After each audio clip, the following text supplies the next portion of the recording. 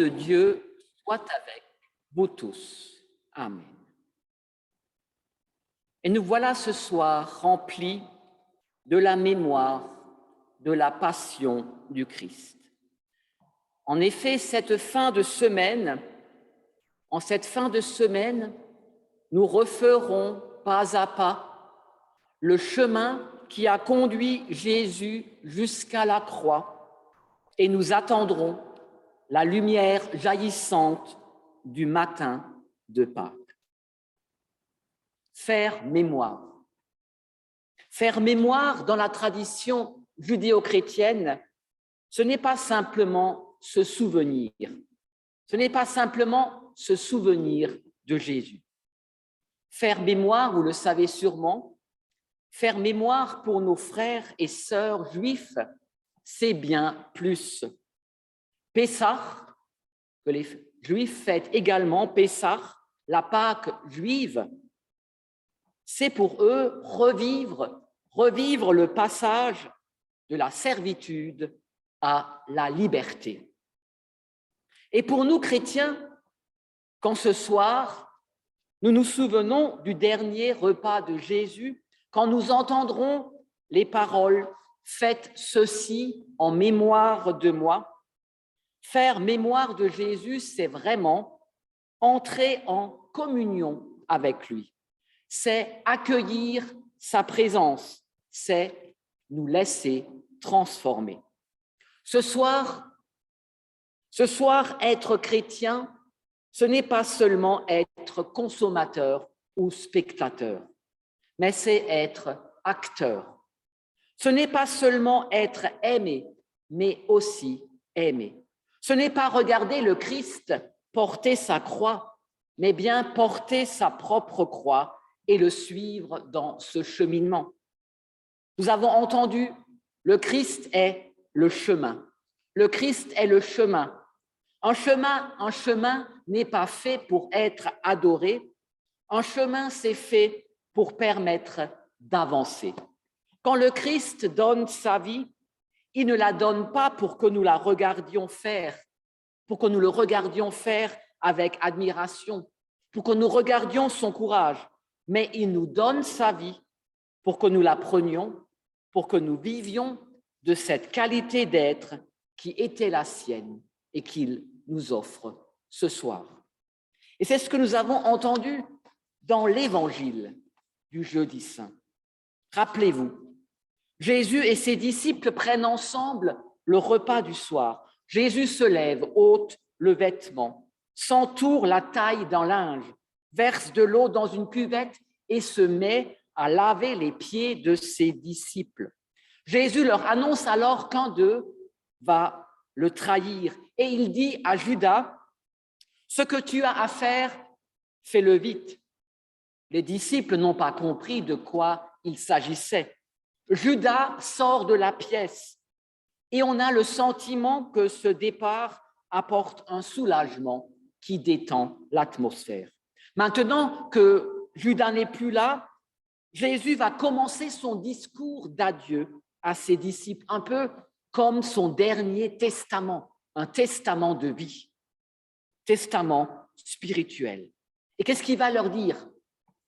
Il va leur dire, petits enfants, c'est pour peu de temps que je suis encore avec vous. Mes petits enfants, il veut sans doute les consoler du vide que son départ va créer. Il va leur faire un don précieux, celui de l'amour fraternel. Car après ces paroles, il va leur dire, je vous donne un commandement nouveau. Vous l'avez entendu, ce commandement. C'est de vous aimer les uns les autres comme je vous ai aimé. Vous aussi, aimez-vous les uns les autres. À ceci, tous reconnaîtront que vous êtes mes disciples si vous avez de l'amour les uns pour les autres. Et la nouveauté du commandement de Jésus, c'est quoi? La nouveauté de ce commandement, c'est se mettre en relation avec le geste qu'il vient de faire. Et quel geste va faire Jésus? Il va laver les pieds de ses disciples. Et Jésus leur a dit un peu plus tôt, vous aussi, vous devez vous laver les pieds les uns les autres. Alors Jésus ne dit pas, ayez de l'affection les uns pour les autres. Jésus ne dit pas, trouvez votre prochain sympathique. Non, il dit, mettez-vous au service de votre prochain. Quand le Christ donne sa vie, il ne la donne pas pour que nous le regardions faire avec admiration, mais il nous donne sa vie pour que nous la prenions, pour que nous vivions de cette qualité d'être qui était la sienne. La Bible ne s'intéresse pas à l'amour théorique ou poétique. La Bible, c'est de l'amour concret, engagé, pratique, fait de gestes ou d'actes de la vie quotidienne, quitte à s'abaisser comme le fait Jésus quand il lave les pieds de ses disciples. Et ainsi, nous pouvons comprendre que la conjugaison du verbe aimer est à l'impératif. Car si par définition, l'amour est gratuit, l'amour ne peut se commander.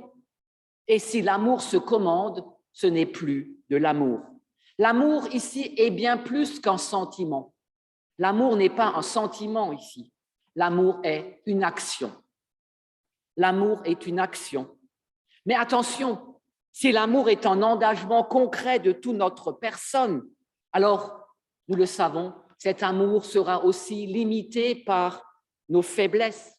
Notre amour sera parfois limité par notre indisponibilité. Il faut donc aussi du courage. L'amour demande du courage. L'amour action, l'amour courage. N'est-ce pas ce qu'il fallut à Jésus? C'est ce qu'il fallut à Jésus dans son acte d'amour sur la croix, de l'amour et du courage. Le contraire de l'amour, vous savez, le contraire de l'amour, ce n'est pas la haine, mais c'est bien l'indifférence. C'est pour cela que la deuxième chose qui retient mon attention ce soir, c'est bien « aimez-vous comme je vous ai aimé ». Alors, est-ce possible? Jésus nous a aimés jusqu'à mourir pour nous. Avons-nous la force d'un tel amour? Le modèle de l'amour se trouve dans l'attitude de Jésus avec ses disciples. Pour le définir en une seule phrase, c'est l'action.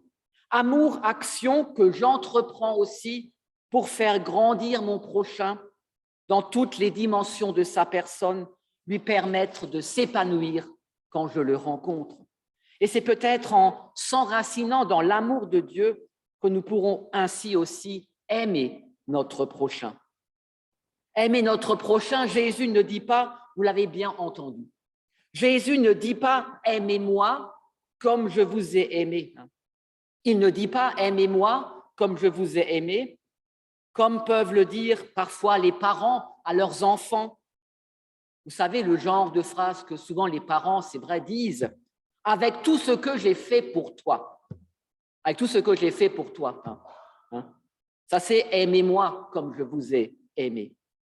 Non, Jésus dit « aimez-vous ». Aimez-vous comme je vous ai aimé. C'est-à-dire que l'amour doit circuler. L'amour doit circuler, cet amour que je reçois de Dieu, je dois le répandre autour de moi. Et c'est là que Jésus termine son discours d'adieu par cette phrase. Si vous avez de l'amour les uns pour les autres, tous sauront que vous êtes mes disciples. Ce n'est pas le raisonnement ou la foi qui définit seulement le disciple, mais bien l'amour. Dans une époque, vous savez, où on parle beaucoup de témoignages, d'évangélisation, je sais que c'est important l'évangélisation, se faire connaître, sortir de nos églises. Peut-être n'est-ce pas de tambours ou de trompettes dont nous devons souvent nous équiper, mais peut-être aussi, comme ce soir nous l'entendons, des choses plus humbles et plus discrètes aussi. Un sourire, une poignée de main, une écoute chaleureuse, une visite, une attention particulière. Dieu agit aussi ainsi en dehors de toute église. Il se sert à l'occasion d'hommes et de femmes qui ne sont pas forcément chrétiens, mais qui agissent aussi dans le sens de son projet, même sans le savoir. Une poignée de main, une écoute chaleureuse, une visite, une attention particulière. C'est ce qui fait notre humanité. Dieu emploie qui il veut. Il agit quelquefois par nous, quelquefois en dehors de nous. C'est l'Église invisible. Mais si l'Évangile continue à être vécu, c'est aussi grâce à ces hommes et ces femmes qui, dans l'anonymat, s'épuisent parfois à maintenir allumée une petite lumière. Vous savez, cette lumière qu'on ne doit pas mettre sous un boisseau, mais sur un support pour qu'elle brille pour tous. Ainsi, bien souvent, nous hésitons à faire un geste pour telle personne parce que nous pensons que ça ne servira à rien. Peut-être qu'elle se moquera de notre élan, mais ne craignons rien ce soir. Ne craignons rien, nous dit Jésus, tout geste d'amour, même le plus simple, a sa propre fécondité. Alors oui, notre témoignage peut consister en des gestes d'amour simples, humbles, qui petit à petit se répandent et dressent sur notre terre des barrages à la violence, à l'indifférence et à la peur. Jésus nous engage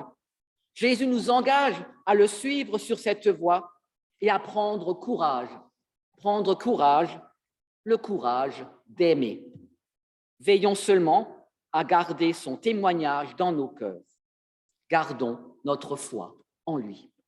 Amen.